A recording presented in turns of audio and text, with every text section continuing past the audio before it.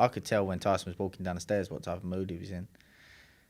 That was a difficult one. How did you start that journey with Tyson? So that fight that I was saying about when I done my first world title fight at 24, fight week, Tyson come down for the full fight week and saw me doing some work with Billy Joe, and he was a bit like, started asking questions and I think was just impressed with what he sort of saw. He knew before that Billy Joe was sort of down at the weight, so while people looked at him and went, oh, that was a bad performance, that was Ben's fault, he already knew the situation before the fight took place. And then we were sort of in contact, and then me and Billy Joe went over to Marbella for a training camp. Billy Joe said to me, do you mind if Tyson comes over? I said, no problem. And when he come over, after the first session, he was like, right, do you want to be my new coach? And I was like, most people at 24, or 25, one of the two, 24, I think, yeah, would be like, yeah, 100%. I was like, whoa, take your time. Like, you don't have to rush into a decision like this. We can keep working. If you're happy with it, then we'll see. If not, you don't have to. This was when he was 28 stone? Yeah. And he was actually a little bit lighter at the time. He gained some weight after this. And I sort of said, you achieved a lot with your uncle. Like, you don't have to rush into any decisions.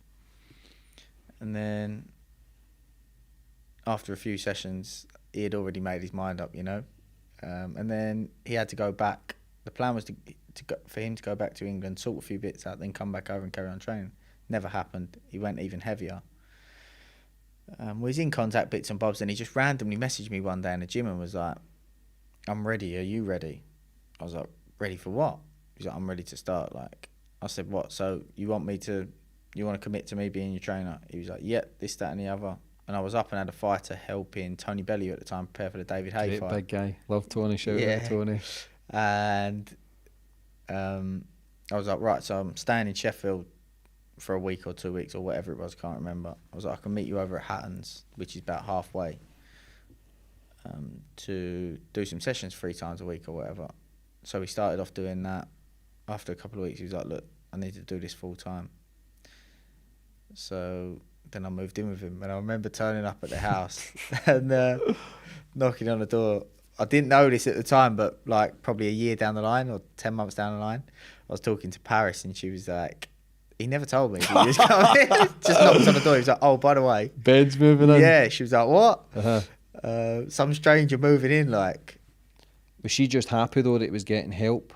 It must have been a difficult time for seeing him, a big strong man, king of the world, Klitschko, won all the belts, had all the money, had all the fame, but then hitting the biggest depression in his life. And I always use Tyson Fury as an example, how when you achieve those goals and you think it's going to complete you, it's going to fulfill all the emptiness, when you realise when you get it that it ain't fuck all, and that's when people can slip. But for a man to come back from 28 stone and achieving, you're a massive part of that. So I take my hat off to you. I don't know if you get the credit that you deserve for actually what you've done, and to absorb all that energy, to feel those emotions, and to go through that journey as well, because when he's struggling, you then struggle. So it's then your job to give him that inspiration. When he was talking about getting back to fights and stuff, what were you thinking seriously when he was 28 stone? Were you thinking, did you have doubt?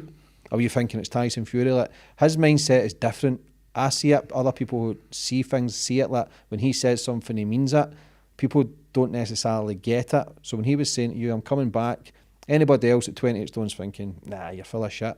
What were you thinking? Yeah, at the time he had some doubts, and I remember sort of at one point he said, I think this is the first time he was over in Marbella, he was like, my biggest worry is doing a comeback, getting myself back in shape, doing a comeback, just not having it because what is taken out of me, this comeback and the inactivity, getting beat or something like that, and then people go, it was a fluke that night against Klitschko. That was like something, I can't have that, so I need to take my time with this. And I imagine for Paris it was probably, well, I don't know what this person's about, I never met this person. But after a little while, obviously, you get to know everybody, and I got to know Tyson more. And if I'm honest, I used to look across and think, I don't know if this is possible, but I'd got to know him, got to know the family. I thought, but if I can make this man happy again, that's it. Even if he doesn't box again, I've done a good job, a fucking good job. And he was all over the place at first, and so 1 minute it was, I want to take 4 fights. Now, I took the agreement to do this on him having 4 warm-up fights. And And then there was times where you go, forget the warm-up fights. I don't love boxing no more. Because obviously it was tough. The emotions of going through a training camp, the emotions of having to lose all this weight, which was going to take time. It'd be like, forget the warm-up fights. I'm just going to take a big fight. If I got it, I've got it. If I ain't, I ain't. And I remember sitting around the table, actually, with Tyson and Paris, and he said something along those lines. And I sort of finished my food, put it to the side and walked into my room. And I could hear through the door, he went to Paris, what's up with him? And she went, he's not here for that. He's not here to have one big fight and earn some money and go, if you do it, you do it. If you don't, you don't. I've earned a few quid off it. What does it matter? And he came in and went, what's up? I went, I'm not interested, mate. If you want to walk into what I took this agreeing to 4 warm-up fights. I said, if you you want to have one big fight, like, I'm not the man for this job. I'm not interested. Like, I don't care. You'll earn a few quid. Not interested. Don't care. I know I'm going to earn money because I know I'm good at my job. And I think that for him was like, okay, like, this person's actually in it for the long run, like, and it gave him a bit of confidence in what I want, and not just using them. Yeah, exactly. And the initial going through the business side of things to get the deal for the comeback, and everybody wanted a piece of it, and well, you've agreed to this before, but then I've still got one fight with you, I've still got a contract with you. All of this was causing him a lot of stress because you already had all the stress of this comeback, never mind all the stress of the business side of things.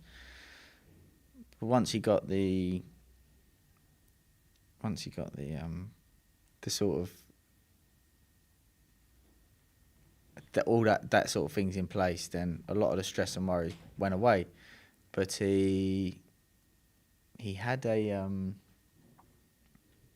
so his first spar, it was like, I thought, right, get him a steady bit of sparring, let him move around, nothing too intense, let him get used to a few things. And he wanted to spar Lucas Brown. Someone phoned up about Lucas Brown, bit of sparring, and I thought, rather him just move about. Not that Lucas Brown is great, but he can punch a bit.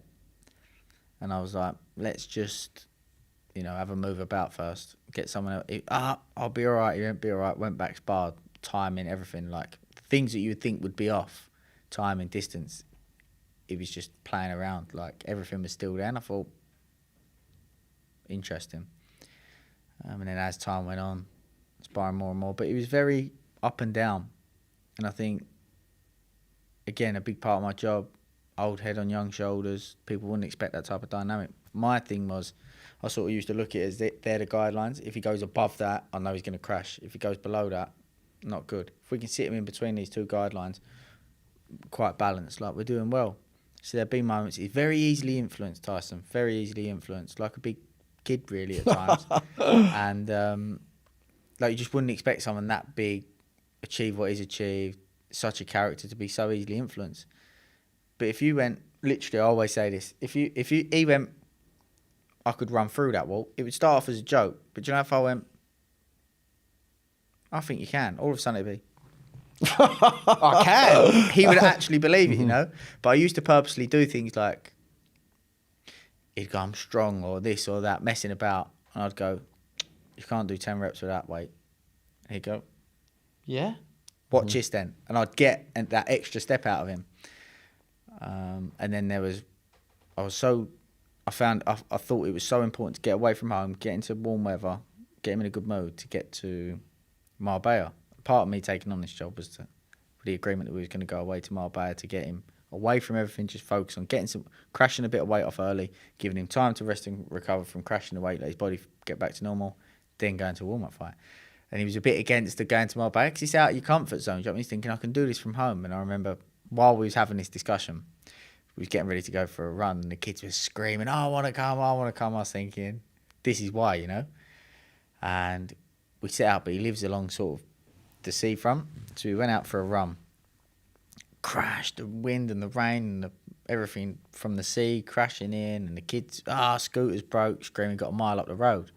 I was like, look, this is why I'm saying we need to get away, like, just fully focus on yourself, doing what needs to be done, rather than this will end up taking 12, 14, 18 weeks when we can get big results out of 6 weeks and then calming things back down. No. And then all of a sudden, you turn around, I booked it. but what? We're going tomorrow. And I was like, tomorrow? Yeah, and we're driving. What are we driving for? He's saying this to me. Don't worry about it. This side this side, like England will be the worst part of the journey. Once we get through to the other side, it'll be easy. I'm thinking, okay, get up in the morning, set off.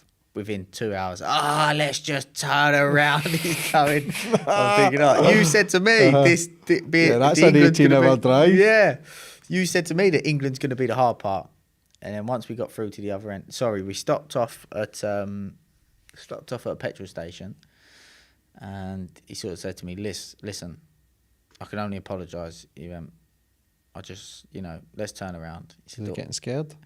I don't know what it was. I think it was just a case of the drive was difficult. The journey was like the journey. The journey Even was his kids and family as well. His missus is his rock as well. Do you know what I she mean? she come with us. They come with us. But we was in Was a the car. kids there as well? The kids were there, yeah. And he had the little one at the time screaming every time we phoned through from the car. So I was in a different car, and it was a bit like the journey. Like he had already said this to me. England, the journey part of England to get down to the Eurotunnel was going to be the difficult part. And I felt like, the first stage of this comeback was going to be the difficult part. And I think we got across actually to France, and he was like, look, I can only apologise. I'll pay you whatever you want for your time that you've put in. He said, but look, let's just go. He actually said, let's just go to Disneyland for a couple of days, then turn around. And I was like, I didn't come here for this. Like, we're going to stick it through. Like, we're going to get there. Let's see how we feel in the morning. And Tyson's brother, Huey, I got out the car, faced like a smack Tyson. He was like, what's up with him? He was like, he's come to do what needs to be done. Like, we knew that this was ahead of us. We need to get there and get to work. And he was like, I'll see how we feel in the morning. Obviously, woke up in the morning, better mood, got going again. And I remember that as soon as the sun, this is my thing, get him in the sun, good environment, healthy, clean. I think it's probably a lot cleaner to live cleaner in a warm weather scenario. And it'd been negative. It was almost like the sun, poof, hit the car, phone through. I can't wait to get there. I was like, this fella's off his trolley. And once we got over there, it was really good results. Day to day, he was always up and down. But like I say, the key was to try and keep him in the guidelines. And then he had the 2 comeback fights. How was it, his first comeback fight? Were you nervous? Because there was a lot of hype about it. Yeah, I think I sort of thought we knew what to sort of expect. Like, it was more about the show, the event. He wasn't quite, if I'm being honest, mentally stable at that point. It was more about the event than the actual fight. Like, the fight was never going to be competitive, But people love to criticise, so people was expecting a barnstormer of a fight, and it just wasn't the case. It was a comeback fight, almost to signal, positive things are ahead. It's going to happen. How was it before getting into the ring? Yeah, good. One thing I say about Tyson is I think he probably feels more pressure fighting someone that he's just completely expected to beat than he does when he's fighting someone that people are like, I don't know if he can do this. That must be that gypsy blood, because Billy Joel's the same. Like, yeah. They up their levels tenfold that nobody thinks they've got those levels, and I feel as if they two are constantly proving people wrong their whole boxing career.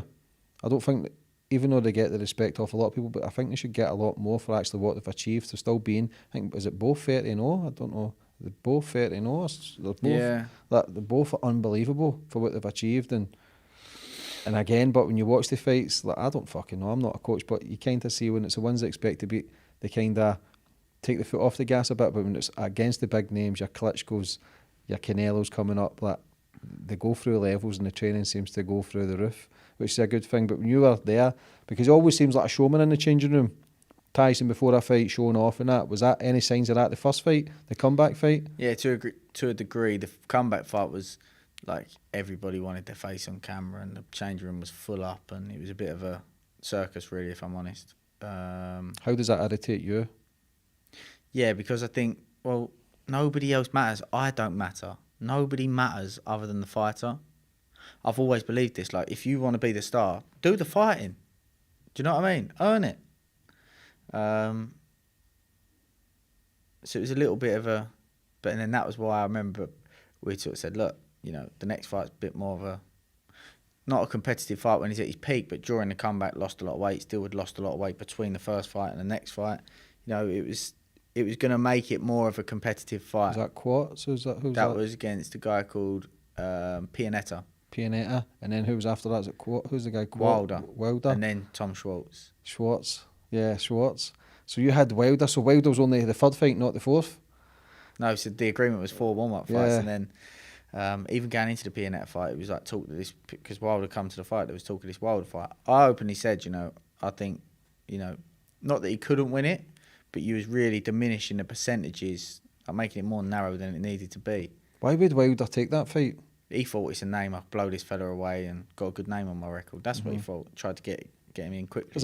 Looking from the outside, that you'd think it was a bit of liberty. Tyson just coming back after 3 years, 2 warm-up fights, and then to fight one of the best knockout artists, man, in the boxing game. Like, he was no mug, do you know what I mean? But then, what was your training when you took that fight? What were you thinking? Did you ever try and stop that? Or were you thinking, I openly said, like, this is a step too early. Yeah, like, you're just diminishing the percentages and making it closer than what it needs to be. And he was adamant that he wants to do it, you know. This is what I want to do. And do you think that's the addiction habit as well, where we spoke here, try to constantly prove people wrong, but his self-belief that he can run through a wall, he probably would. That, do you think that's what he needs, though, that the one that nobody thinks he could win because he's just came back, to then make him progress and kick on and prove people wrong? Yeah, I don't know. Because that's a bit psychotic to then go, well, fuck it, I'm going to take the undefeated fighter, knocked out everybody that he's fought, 3 fights back after a 3-year layoff. So in terms of boxing side of things, I thought you're making this a closer fight than it needs to be. A lot more. If you just take your time and have another fight or two, take more so time for your body to recover from the weight loss.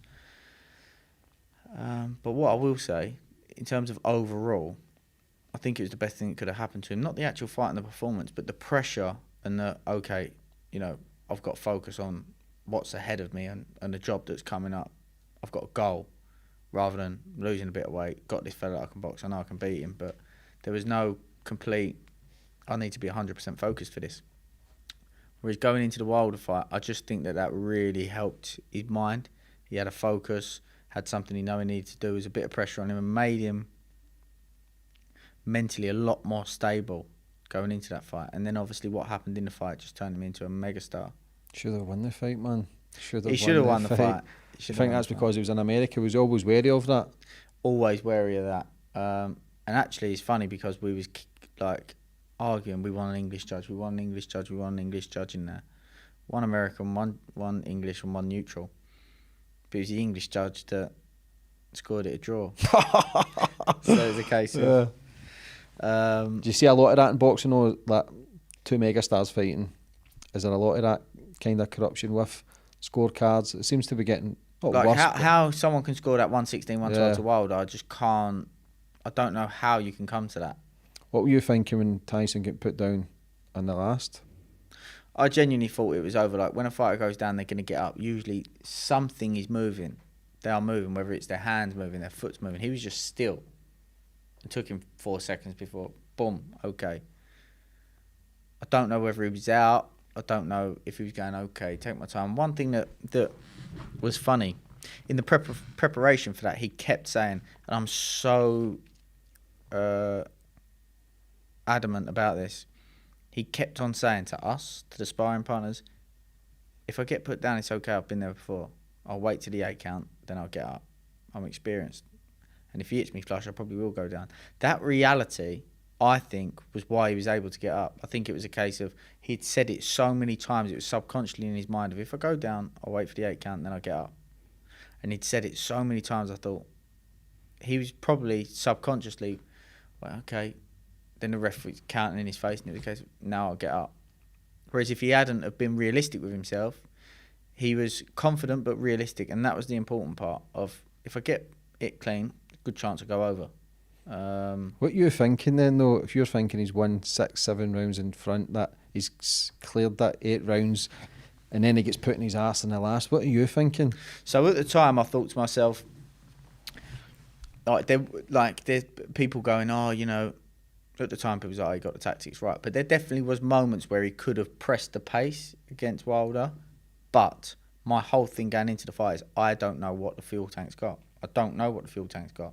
We haven't had 12 elite rounds that he's fought, or we've not had 4 warm-up fights, picking it up, and I can go, right, this is what's in the tank. This is where we're at.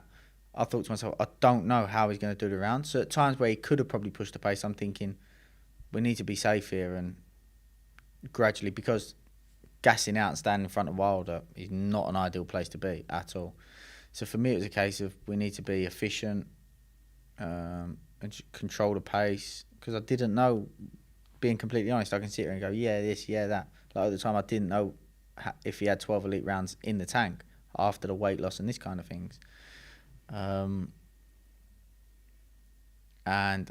I'd actually said to him in the corner, when you did that, like you're dropping down to your right, you need to step in, drive your shoulder into him and tie him up, not just dip, because there's a chance you get caught dipping and get caught down there. I said to him this a couple of rounds, and that was why he got clipped the first time as well, because he dipped down rather than close the distance or dip down and take half a step back. He didn't adjust distance, he just dipped down, got clipped up the back of the head. And the same thing happened for the last knockdown. He dipped down, didn't smother or step back, just dipped, thinking Wilder's going to punch 6 foot past, but by this point Wilder had anticipated he was going to drop down there, boom, boom, and caught him on the way down there. I was thinking at the point, why? I was thinking to myself, God, why? Why have you took us this far to then do this now, you know? And then the whole get-up thing, I just feel like that was just meant to happen. It was like the whole story of I got knocked down, I got back up again, about his whole journey. And then it actually happened in a sporting moment in the fight. And that moment will forever go beyond sport, because it's just a sign of, he didn't just sit there going, yeah, if you get knocked down, get back, you got to get back up, you got to fight on. Like, it actually happened. He said it and he did it. And for so many people, like, I've got thousands of messages of people saying, I took so much inspiration from that. That moment in boxing saved my son's life. Yeah, 1,000,000% it did. I know for a fact it did. It's phenomenal, man, and that's why he's so loved. But you've still got to get credit for the journey that you've went, because he could have probably quit numerous occasions when you were there, and he might never have been back in the boxing ring again. How did you absorb that? Were you getting with a game plan then for, okay, we've got 4 matches? How were you thinking with his eating and drinking? I don't know if he was drinking but were you getting in the mental battle to keep pushing him? What was your plan? Were you just going in and winging it and seeing what you could do, or did you have a strategy?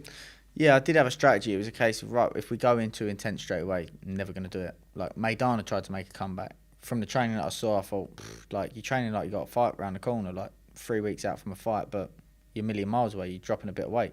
You don't need to do that, because you're going to think, well, it's tough to do that for 12 weeks of a training camp, so never mind doing it for 6 months to get a bit of weight off. So my whole thing was, he doesn't need to work that hard to get the weight off at first with how big he is. Then give him a little rest period once the weight comes off, let him get a bit of rest, let the body recover a little bit, then pick up the intensity for the first training camp, and then gradually, like I say, pick up the opponent and the levels of the opponents as we went on, to see where he's at and gauge, you know, how his body's recovering.